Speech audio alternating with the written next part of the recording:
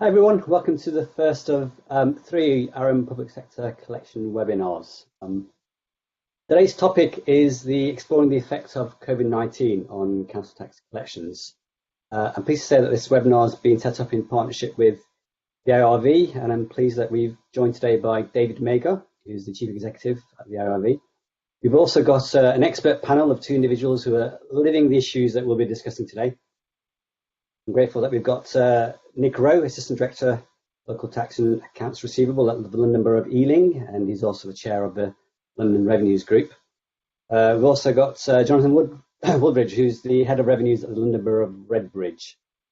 And finally, we also have a presentation from my colleague, Nick Georgiades, who's the Managing Director at Just, giving us a presentation of the YouGov survey data that we've collected.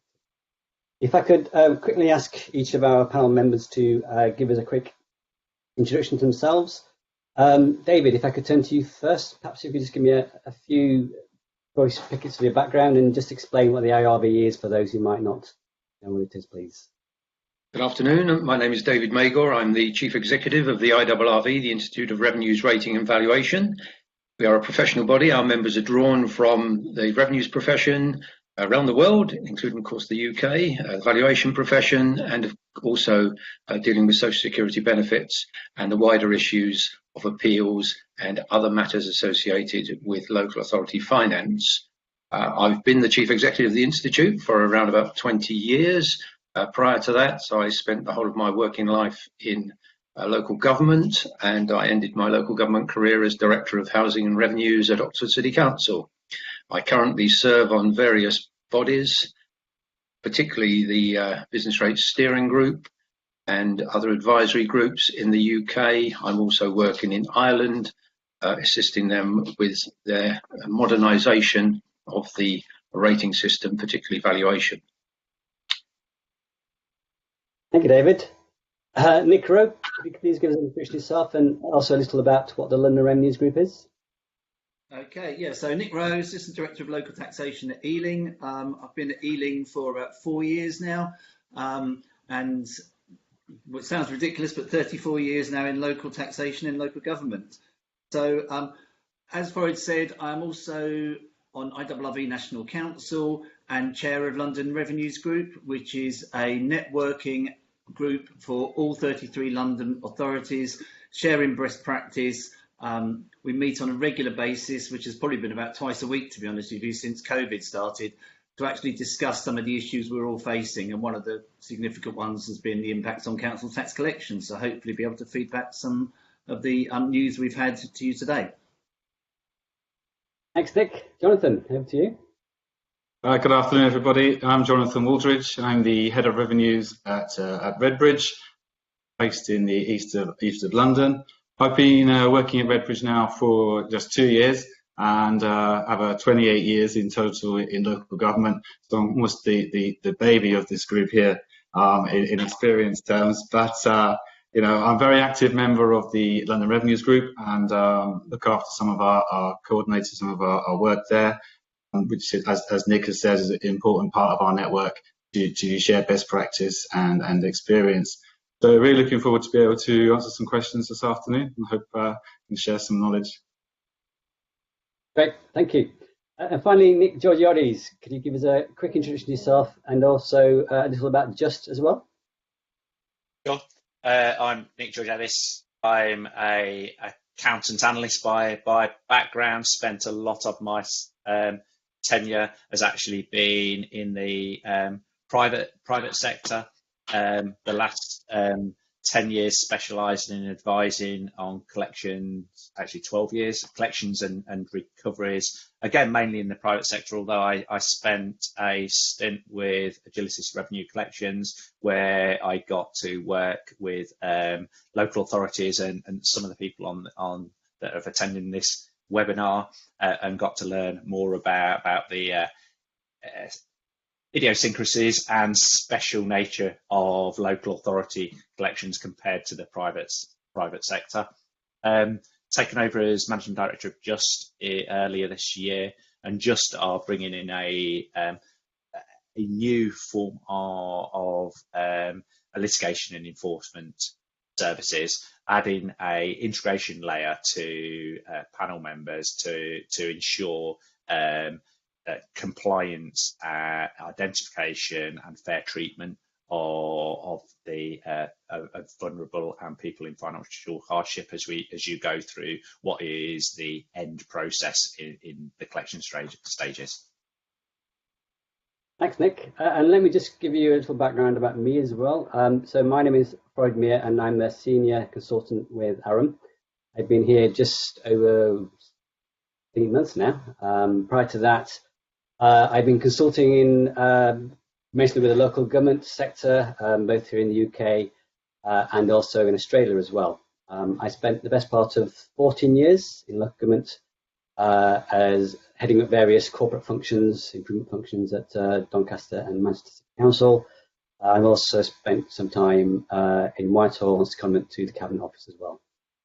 So I think between us, I didn't do any quick maths, but probably almost probably 100 years worth of local government experience. So quite an experienced panel. I hope we can put that to good use. Before we get into the discussion this afternoon, let me just give you a few housekeeping things. I'm assuming you don't have any fire alarms planned, and you know where your toilet is, so I'm sure that those two things you can deal with yourself. As far as our webinar goes, I hope you can see all of us and hear us, but you won't be able to see or hear each other.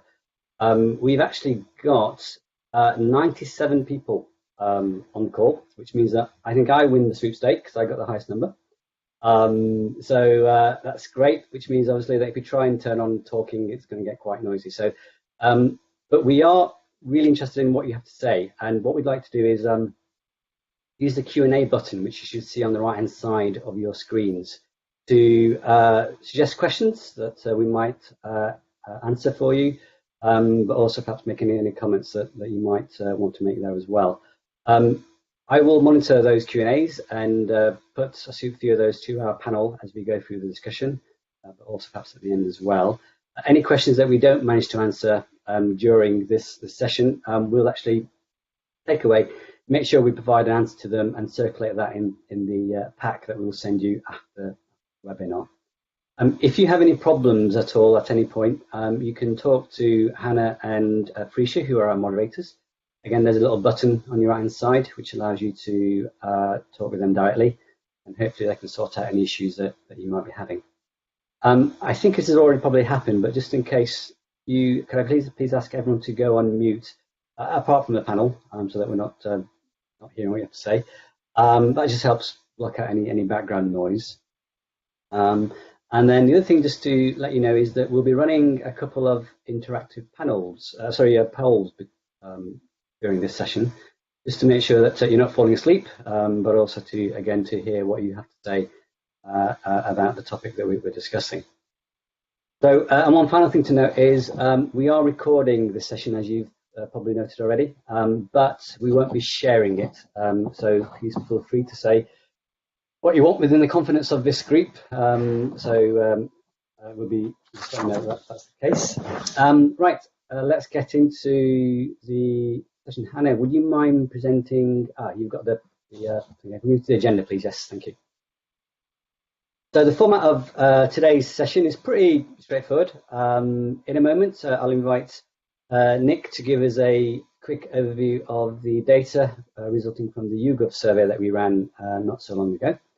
Following that, the panel and I will have a discussion about some of the issues that arise from that. And we've got three broad questions that we'd like to address today, which is what's the impact of COVID-19 on C2 collections?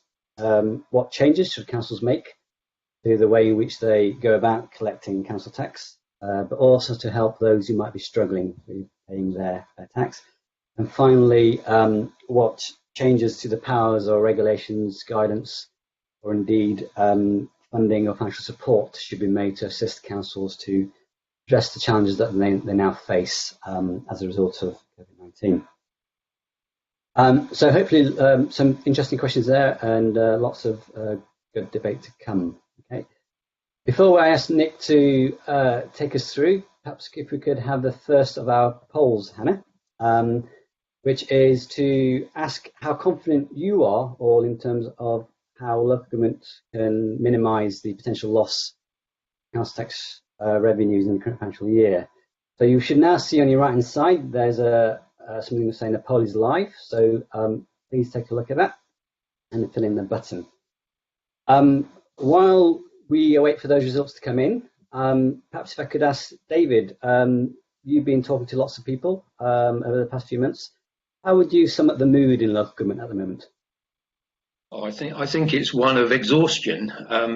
When you talk to colleagues in revenues and benefits, they've just been completely overwhelmed, particularly by a topic that we're not going to discuss today, which of course is the grants. The whole mechanism concerning the delivery of the grants has been very haphazard from the point of view of government. And I think local government generally has done an absolutely marvellous job in picking up from the government something that really wasn't properly thought out and actually delivering it for them, particularly in relation to the volumes. You know, that some of the numbers of grants and the sort of money that's been disappearing out of the doors of local authorities is quite amazing. And local authorities have done, you know, an absolutely marvellous job in dealing with that. I think as far as council tax and business rates generally is concerned, and also other revenues, I think local authorities are in this sort of limbo land at the moment. You know, obviously we're still in the crisis. The crisis has not been resolved. There's still elements of the lockdown, and people are very nervous, and the public are nervous, and I can understand that nervous feeling. There's been a massive financial impact on the individual.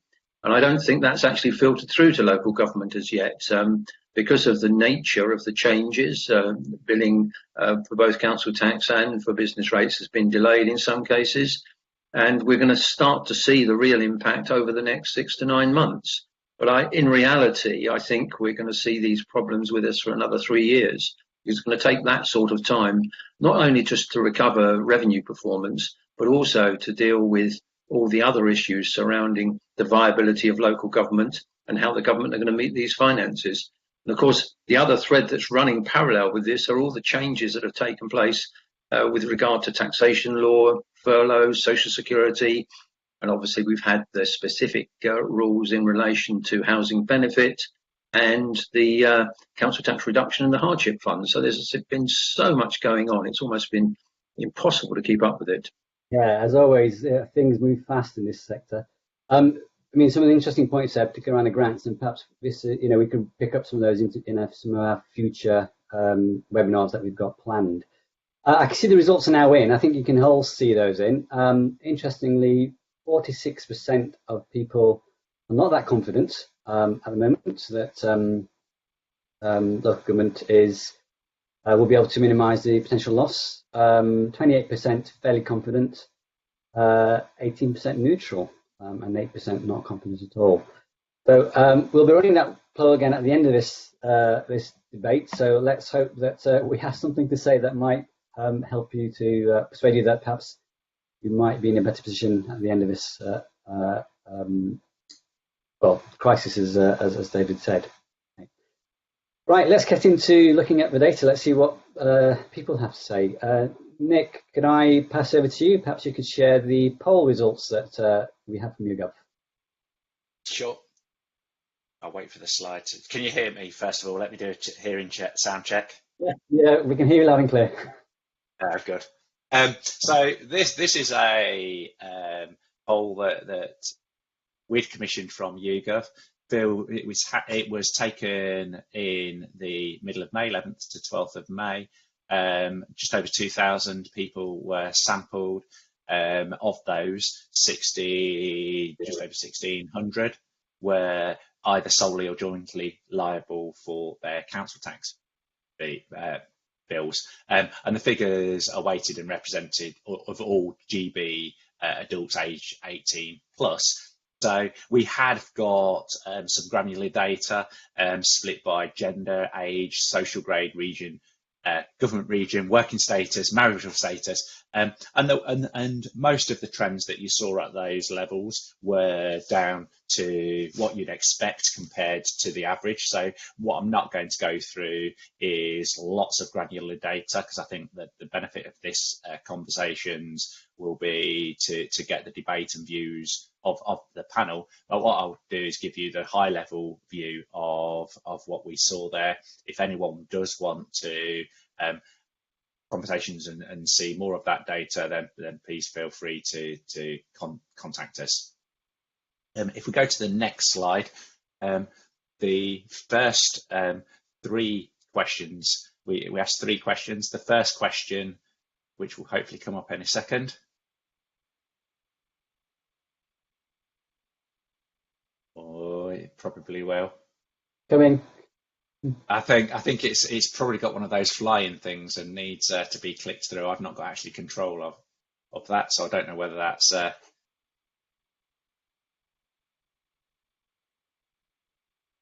like technical hitch. Coming. We need more pennies in the meter, Hannah, or you're okay? So let me We'll tell just share it on a you. we'll just share it on a different screen. We're just sorting it out. Sorry. Okay, no problem. So what we were, I can talk it through because unfortunately I've got the data here through anyway. So one of the first questions we asked was, do people think they're going to be financially impacted by this? So that was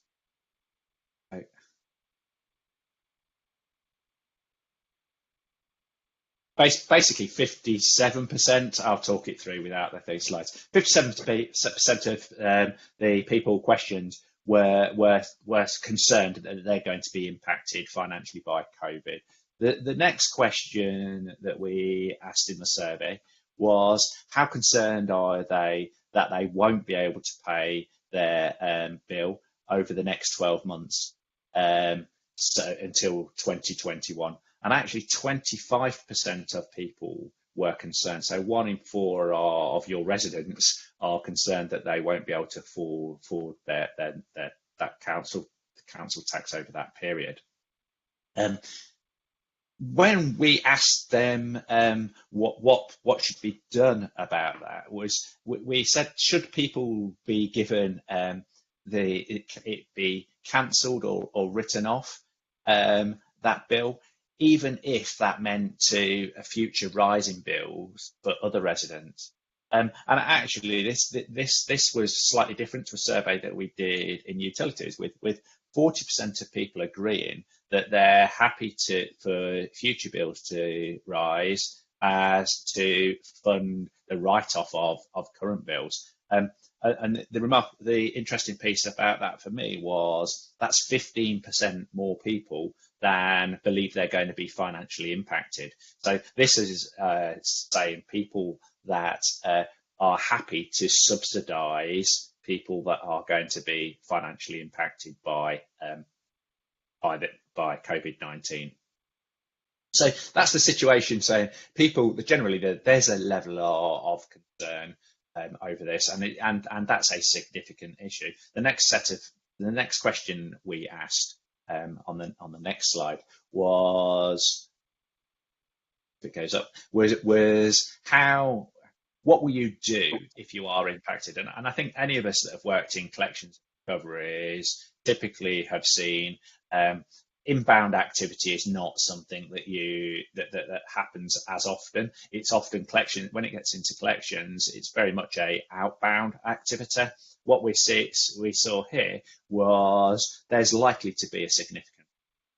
These are new set of people that are having financial impacts. They're taking responsibility for that. 79% of them said they would proactively contact the local authorities, which I think it'd be interesting when we get to the debate to see whether we've seen any of that demand come through as yet. My view is as we've gone on to furlough, we've had people with some impact.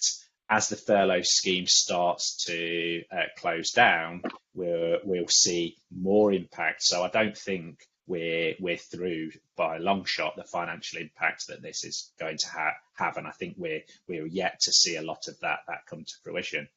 The next slide was trying to determine how people are going to make contact. So the vast majority are going to either email or phone you. So that's a lot of the phone is real-time activity required. It looks like councils are going to get a lot of inbound that has got to be resourced up for. And I suppose the observation from this is I don't think all the people have been impacted yet. Is there anything proactively we can do to support and educate people to help mitigate that demand that you are going to get as we go through that? The final slide in this in the data was asking people, how do you prioritise your council tax? So we asked, what debts would you prioritise above your council tax? And actually I found this exceptionally interesting. Citizens' Advice list, it puts council tax as third in their list of priority debts, only below mortgage payments and rent. Yet 42% of people would prioritise their water bill above their council tax. Citizens' Advice, if you go to their website, advises that's a non-priority, and they can't cut you off if if you don't pay that debt. And even with things like loans and credit cards, etc., which are definitely a non-priority debt, 25% of people are prioritising those above their council tax. So for me, this it feels like another education of residents of the importance and priority of council tax, and it'll be interesting to hear the debate on how we will deal with these peoples and their expectations as that starts to come into the council tax or communication centres, call centres, and resource departments of the councils. That's it for my very quick run through of that. I'm looking forward to hearing the conversation and debate. Thank you very much for that, Nick. If I could first turn to Jonathan. Jonathan, was there anything in there that surprised you at all? Jonathan's on mute still. My trick. Hey, I've got it right now. Yeah, absolutely. I think it's fascinating that the way that debtors see their debts and not prioritising council tax. And we see it all the time in the conversations that we're having. The most important things for them are things that are things that help and give them a quality of life, and water and the TV packages are often prioritised, as we well know. Focusing that back onto housing and mortgage, rent costs, etc., is always our number one as well. So because that will just burden those debtors back to the local authority anyway if we didn't get that right. There was another one around that Nick mentioned about the demand. I think we'll probably come on to that later on, but absolutely we need to be prepared that people haven't really grasped the digitisation and they want to pick up the phone to speak to somebody. But we really have to take a strong grip on how we channel shift into the right mechanisms for us, whilst also meeting the demand. Are you seeing any increase in demand at the moment, Jonathan, in your team? Yes, absolutely. I mean, the demand over the last couple of months has been ridiculous. In March, it was nearly 20,000 calls, which is up on previous years enormously. But luckily, we probably halved that during the month of May, so it is tailing off. I think we're beginning to quell that demand over the last couple of weeks. Nick, can I ask you, based sort of on what you're seeing at the moment, how is actually collection performance popping up? I mean, compared to previous years, is it where you'd expect it to be, or is it substantially different? No, I mean, certainly for my own authority, and I think for most of London I can speak, we are considerably down. For council, business rates is worse than council tax, but obviously council tax is what we're focusing on today. I'm about £3 or £4 million down where I'd expect to be at this time of the year normally.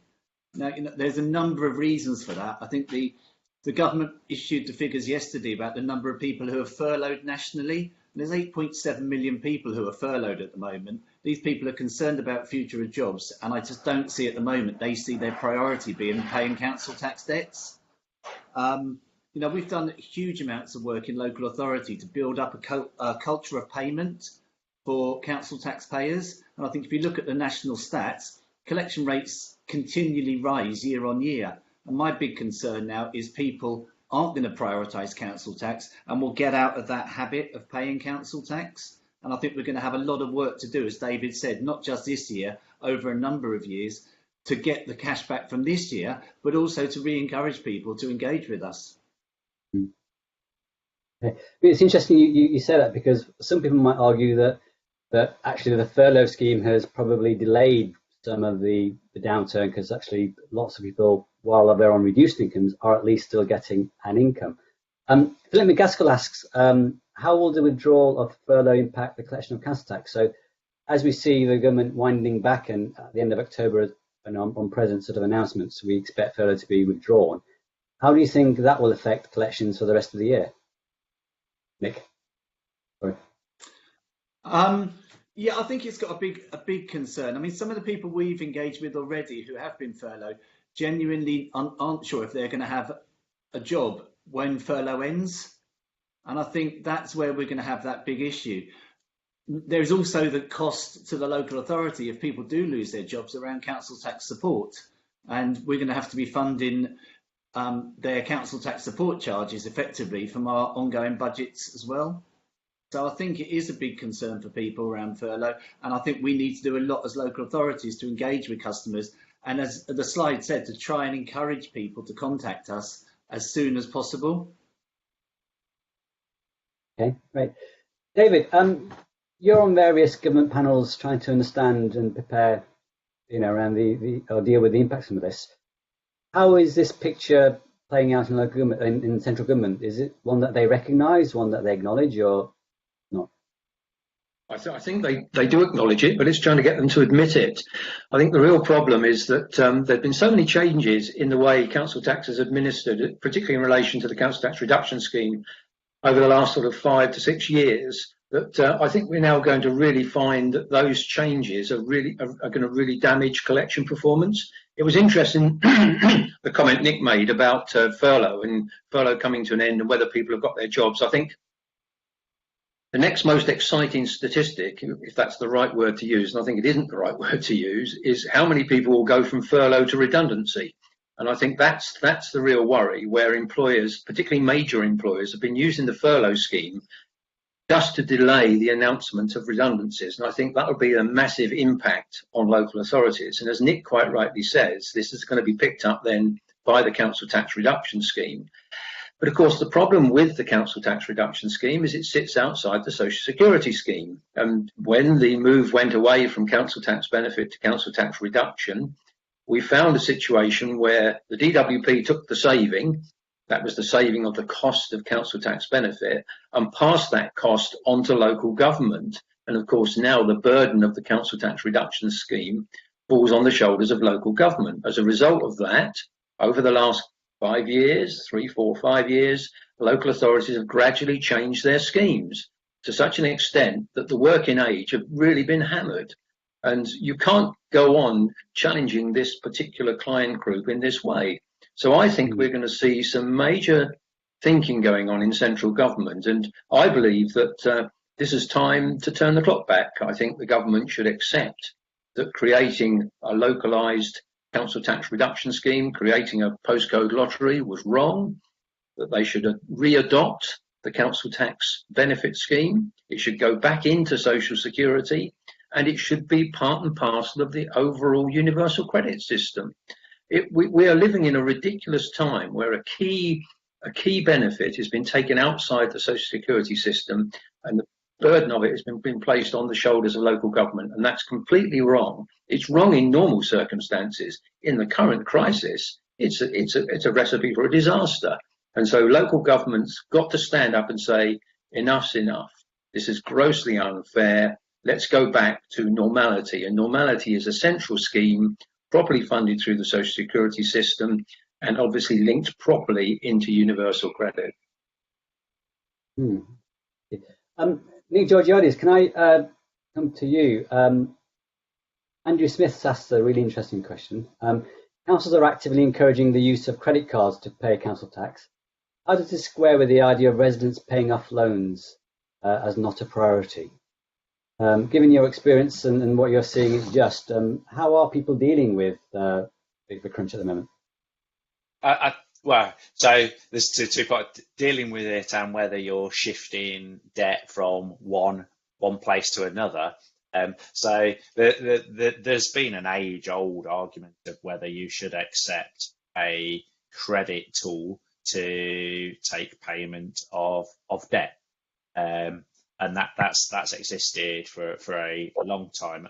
And actually, a lot of the payment providers for the debt collection agencies and industry don't like giving them access to that facility because of the amount of chargebacks. Because one of the things, there's two big issues you've got with taking credit card. One is they're shifting debt from one source to another potentially, because you don't know whether they pay them off. The other is actually the way that that works is there's often a lot of the ability to charge back. So you think you've taken a payment, that person has quite a long time to charge back that payment.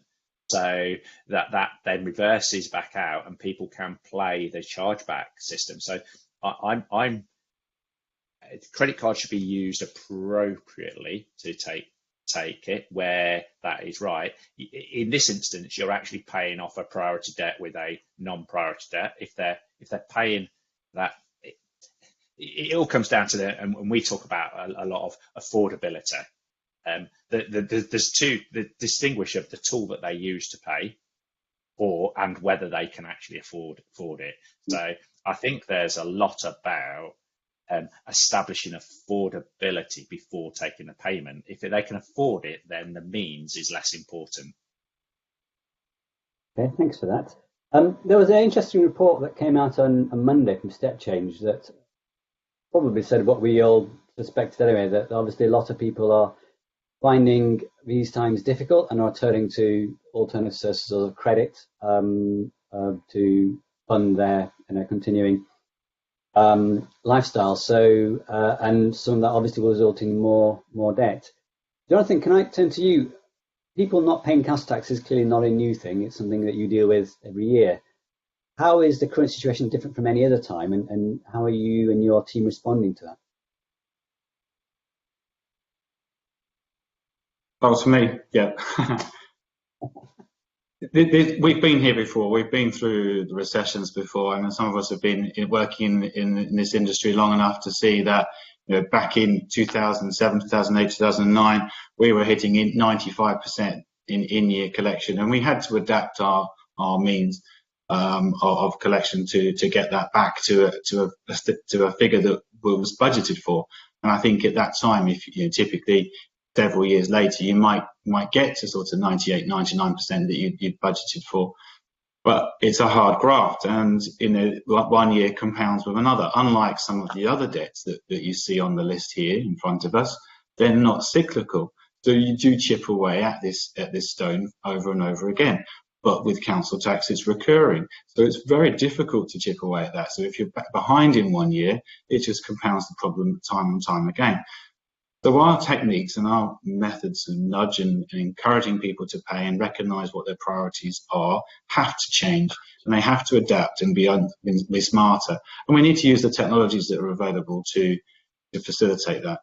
I mean, Nick's absolutely right.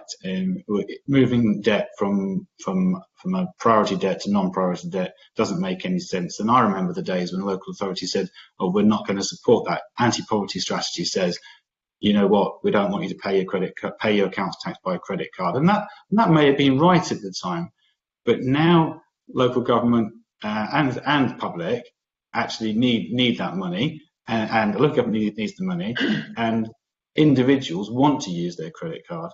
perhaps they've got some incentives on there that they actually want to put that through. So if you can afford your council tax, it's not an issue to put it on your credit card. And actually, we make it more difficult for people to use. We're disadvantaging ourselves, actually, that income. But we don't have a gatekeeper that says, oh, you're clearly in arrears, we're not going to encourage you to use it, or not going to give you that facility. We're going to take that payment by way either means. But I hope that we're not actually encouraging people to put it on a credit card just to clear that debt. And I think that would be a very wrong tactic and wouldn't support that. Okay, thank you for that. David, we have some elected members on the or in the audience today, but we don't have any on the panel. Perhaps if I could follow on your experience of dealing with elected members over many years, what will you be advising politicians, both locally and nationally, in terms of how we should be dealing with this particular challenge? Well, I think it's important through these difficult times that elected members support the officers. You know, you go back in history, and Jonathan was saying we've all been around a long time. You know, some of us on this call go back to the poll tax. I sadly go back even further. But the reality is that the elected members have got a role to play. They fix the policies. They determine the direction of the local authority, and they should stand alongside their officers in getting through this very difficult situation and recovering debt. And it's not just council tax debt. Nick said business rates beginning to show problems. There'll be local authorities with their own housing stock running into difficulties with their housing rents. There'll be numerous charges for sundry services made by local authorities. The problems will be all over the place. So I think local authorities have got to start looking at debt issues collectively. And the old phrase of the single view of debt comes into play again. But I think it's a wider issue than that. And it saddens me when you hear that there are already mentions of the step change report about council taxpayers going to third-party sources to get their money, and obviously you worry then about them going to loan sharks and getting into this sort of horrible world of the black economy. But you just hope that local authorities, through the policies pushed forward by elected members, understand and they operate with a degree of compassion. The reality is that this problem, it will be a while to get out of this problem. It will be 3 or 4 years. Local authorities will have to be patient. Government have got to play their part as well. They've got to support local authorities through these difficult financial times. And I think we'll have to see some kind of support mechanism to assure that local authority collection figures are maintained, if necessary, by government support, just to ensure that we can keep delivering the services. But I think elected members will understand. You know, they are close to their communities. I always say that local government is the foundation of our democracy, and I think this is going to be a real test of that democracy. And I hope that local elected members will take their role more seriously than they have in the past in relation to debt, and really look at the issues that their residents will be facing. Okay. I've, like you, worked with in central government with central government departments, and quite often the argument made by central government is, well, you can do a lot more locally. You don't necessarily need more powers or more support, and obviously more money is always the easy answer. What are you and perhaps the IRV advising in terms of what approaches should councils now start to take in the short term to address this particular challenge? What should they be doing differently that perhaps they're not doing now? Well, I think it's a case of understanding your council taxpayers and differentiating between, you know, the old phrase of the can't payers and the won't payers. What's going to happen is the group of can't payers is going to grow, and it's going to grow around circumstances. We talked about furlough and furlough coming to an end and the possibility of redundancy. You've got to keep an eye on what's happening locally in your economy and adjust your services to it. You've got to go through the old process of maximising the take-up of benefits, ensuring that that people are applying for their benefits and that you're awarding them in a timely manner, and then showing a degree of compassion. Of course, we have the government's hardship fund that's been utilised effectively by local authorities. There may be more money to come from that direction because local authorities may not be able to cope. I must admit, I personally favour the government giving some kind of guarantee to local government, and certainly it's something I'm talking very actively with my council members on, writing to the minister with some ideas.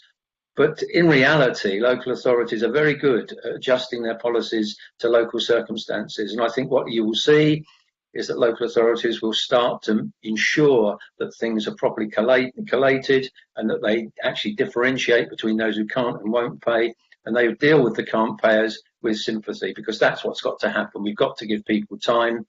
I was about to use the phrase breathing space, and perhaps that's the wrong phrase to use with the proposed change in legislation, but local authorities have just got to understand the difficulties that some of their customers are in and adjust their processes accordingly.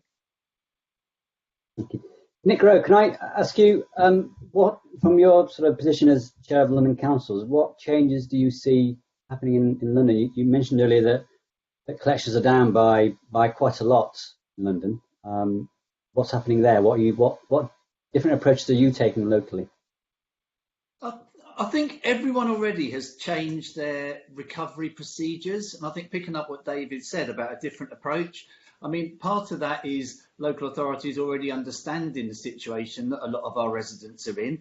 The other part of it has been forced on us that the magistrates' courts simply aren't taking any cases at the moment. In most cases they're closed. We've been advised locally our court won't open until September at the very earliest.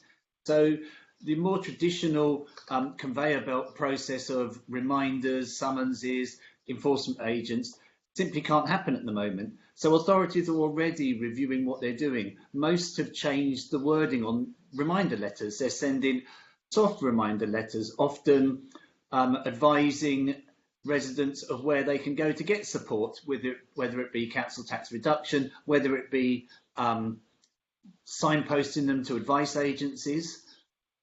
I think a lot of the work we're doing now has changed already in the approaches we're taking to recovery. I know for a lot of authorities, initially, there was a block on any form of recovery action, which included reminders. I think most now in London are starting to do some form of contact with the local residents to try and engage with them again, advise them that council tax hasn't gone away, it is still payable, but to listen to people, encourage them to contact us, to come to us, to talk about payment arrangements. I mean, my own authority offered a payment holiday. So for anyone who was suffering hardship, there was a 3-month payment holiday. Now, to a certain extent, we may just have pushed the problem back because on the 1st of July, people are going to have to pay their council tax over the rest of the financial year. But again, it's just listening to people, hearing their circumstances and try to work out how we can get a payment arrangement, which number one gets the revenue in for us, but also doesn't significantly impact on the individual as well. Yeah, thank you. David made the point earlier about segmentation and understanding the difference between those who can pay and won't pay.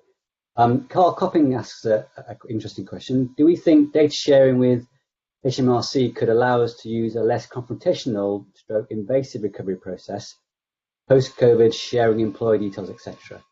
I know last year there was a pilot with HMRC. How has that gone? Is your council involved in that? Yeah, we are. I mean, it's very early days. And I think, yes, going forward, it's something we'd all like to look into. I think the difficulty in the current situation as of today is that to do an attachment of earnings, you need a liability order. And as I've just, we've just covered, the courts won't be open.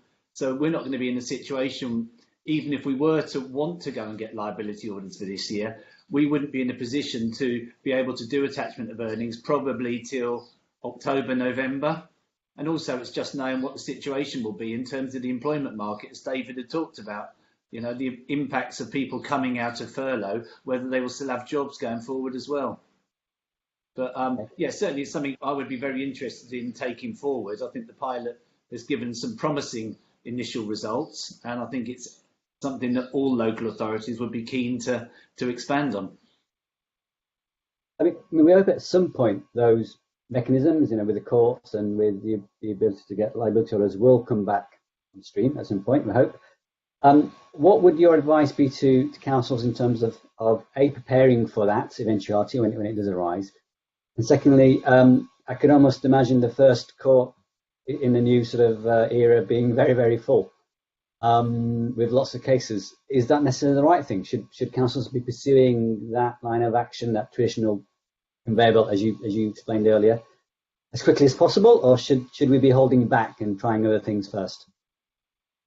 I mean, personally, I don't think we can wait for the chance of courts opening and allowing us to go back to any form of recovery action in the way we did previously.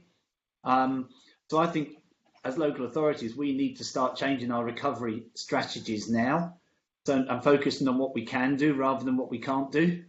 And I think what we can do is proactively contact those residents, work with them. The reminders, yes, we use the word reminder, but it's not a reminder as such. Often it's a communication and an advice letter. And I think we should all be changing the way we communicate with our local residents. Jonathan talked about online support and digitalisation of services. Most authorities are going down that route in a big way, and I think we need to do everything we can to make sure the support is available on our websites, on our web portals, to allow people to engage with us in the way that they want to be able to engage. Thank you. Jonathan, can I turn to you for a moment? How I know certainly in the work that we've done with you before, we talked about some of the challenges of debt that's accumulated over a number of years. And given what Nick has been saying about obviously things like payment holidays, they simply delay what might be inevitable. How do we stop what might be an short-term arrears problem turning into a long-term debt problem? Well, I think you really have to sort of look at that, look at how we're approaching the individual debtor and looking at their individual circumstances. I mean, Nick talked about his payment holiday that they've actually gone out and publicly said, but I think you'll probably find that the same is existing in every authority, whether they were publicly saying that or not. Certainly for Redbridge, we've been agreeing to payment deferrals for a gap in payments or a reduced payment, or just rescheduling payments from now to the end of the year into the latest part of March if possible. And we've been doing that. So we are doing some of what Nick's saying, like kicking the can down the street in terms of that problem still going to come back. And that's certainly not going to be very clear to us whether we've made the right decisions until the furlough scheme comes to an end, people go back to work, or they're made redundant, or we get some clear indication as to where those debts are going to sit. In terms of the arrears, I mean, yes, there's in my head there are three different types of people, three categories of people that are affected by COVID-19. There are those that have already receiving support. They've actually done quite well out of this. They've probably got an additional £150. They would have had some arrears on those perhaps as well. And that's what we've done there, is made it slightly easier for that cohort to pay off some of those arrears. The other group, of course, is like you and I, who have stayed in employment throughout, who've continued to maintain our salary, and actually we might have a bit extra money available now, disposable income, because we haven't been using that on our socialising so much. So actually, our Netflix subscriptions might have gone up, but actually we're not out dining and pubbing. So perhaps there's time to actually offset some of that against some of our arrears, and that's what I would be looking at on a case-by-case basis. But we've touched on this. The crowd in the middle, those that are furloughed at the moment, that have got a sleeping problem coming down the road of having this potential redundancy at some point later this year, is frightening. We've already seen £1 million worth of council tax support burden being added onto our case since April. And only going to increase, because at the moment that cohort is probably outside of that scheme, because those schemes are not really reaching those that need it. As we've clipped the edges of that scheme over and over again, it becomes more and more difficult to actually benefit from it. So going back to the arrears point, that cohort are the ones that are going to be struggling, and we need to be looking to make sure that actually we are looking at their circumstances in totality. So it's about taking a statement of means or a financial statement, using those mechanisms to check that the expenditure is in line. We talked about the prioritising of debts, but also perhaps using some banking interface. Open banking is now available to help us understand what's really going on in that household. And we need to use these tools. So that comes back to the digitalisation age, really. And I think those authorities that have already embarked on that or have got those technologies in place are the ones that are going to be taking off and resolving this much more quickly. I mean, I don't want to pick on all the questions necessarily because that's your job for it, but I noticed there's a question there about, is it right to start doing reminders now? Well, it's absolutely right to do reminders, and actually in Redbridge, we haven't stopped doing reminders, and I think it's telling because we haven't got this re-engagement agenda now to reawaken and remind these debtors and residents, let's call them residents at this point, that they do have the obligation to pay their council tax because we've continued to nudge them from the outset, and I think that's been the right strategy because it's paid dividends. Our income is down, but it's not significant, significantly similar to Nick's circumstances. So I think we've done the right thing in nudging from April and reminding these debtors that there's council tax to pay. You raise a very good point there, Jonathan, because obviously one of the points in the survey from YouGov was that actually residents said that they would come to us. They wouldn't necessarily expect the council to contact them. Are you suggesting that actually we need to turn that on its head, that actually we need to be more proactive in contacting residents or communicating, as I think the word you said? Absolutely. And I've got examples where residents have actually thanked us for reaching out to them. I think we're underestimating the effects on people's mental health. We use those words, they're quite strong, but actually it's just the distraction. There's an awful lot going on. The children are at home. People in the household are not working. They've not got the income.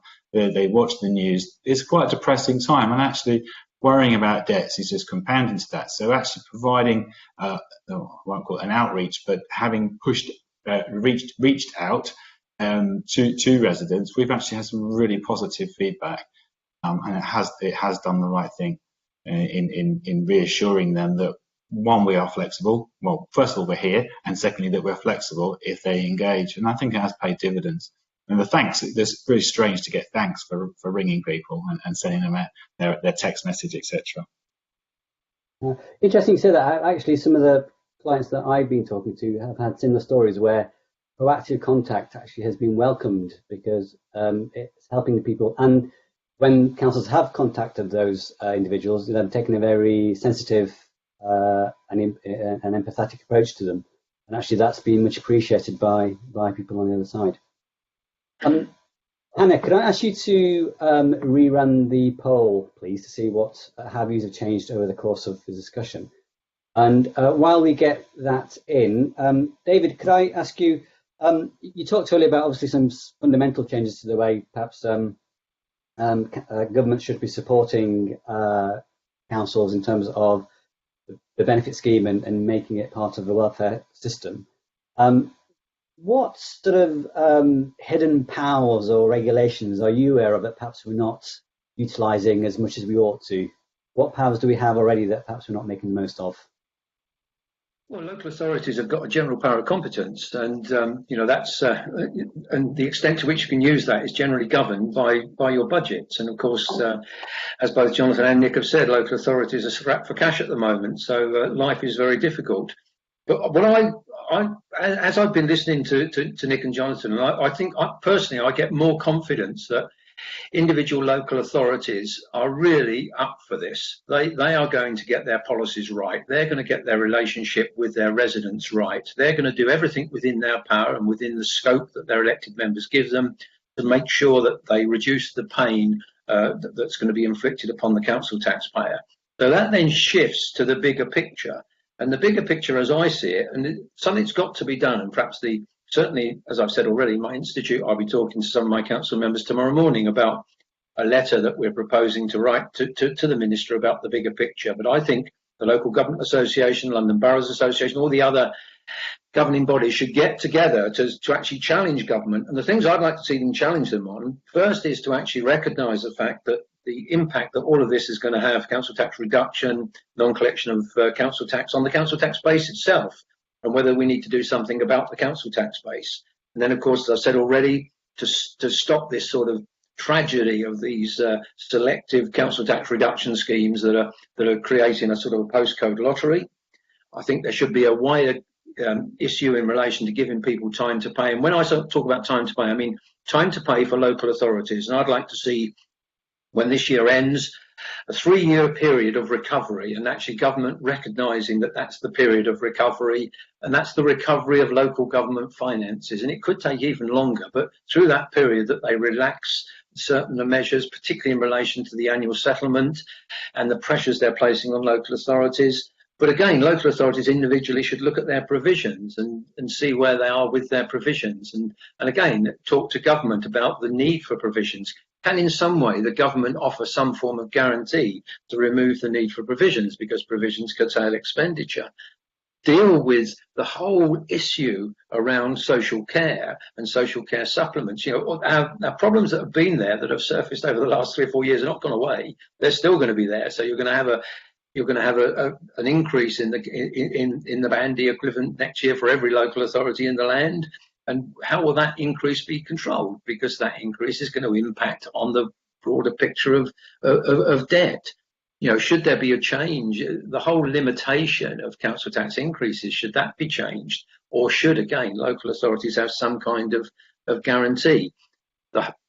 It's got to be a two-pronged attack. All the issues that Nick and Jonathan have been raising about what you do day to day in the office, and that's going to be incredibly difficult, but I'm confident that colleagues in local government revenue sections and benefit sections will be able to cope with that, even though they're under immense pressure now. And at the same time, I want to see the centre actually do something about supporting local government, and that involves generous grant settlements and everything else. Money is being found for loads of things. I think what we need to do is to find our favourite player to sponsor it. I'm seriously thinking of asking Troy Deeney, who's a Watford supporter, to support me in my challenges, because if Marcus Radcliffe can have such success with his school meals, I'm sure I can actually sort the council tax out with Troy. So I might have a word with him later. We look forward to that. The poll results are now in, and I've got some good news and some bad news. The good news is we've actually increased the number of people listening to us. More people have joined during the course of this webinar, which is great. The bad news is actually that the proportion of participants who now feel not confident is actually gone up. So, we haven't given enough words of wisdom. We're almost to the end of our session today. Can I thank our panelists for, I think it's been a very interesting discussion. I know there perhaps haven't been a huge number of opportunities there for us to significantly change what is a very difficult and complex situation, but I hope at least members will find that we've given you something to think about and different approaches to think about going forward. So can I thank David Magor, Nick Rowe, Jonathan Woolridge and Nick Georgiades for their contributions today.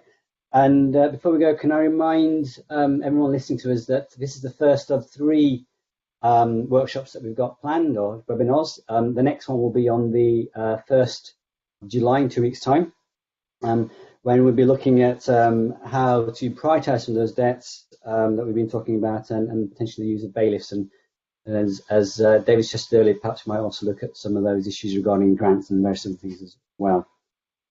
Just also let you know that we'll be sending out a pack when this webinar finishes, which will have the data in that Nick presented earlier. And there'll also be a link for you to give your feedback on our performance as a panel and how you found this webinar. So we'll be very pleased to hear what you have to say, and hopefully we can respond to some of the issues that you've raised. So can I just thank you everyone for joining us today, and our panel in particular, and I hope that we will see you again soon during our next webinar. Thank you very much for attending. Great, thanks, Farid. Cheers. Thank you.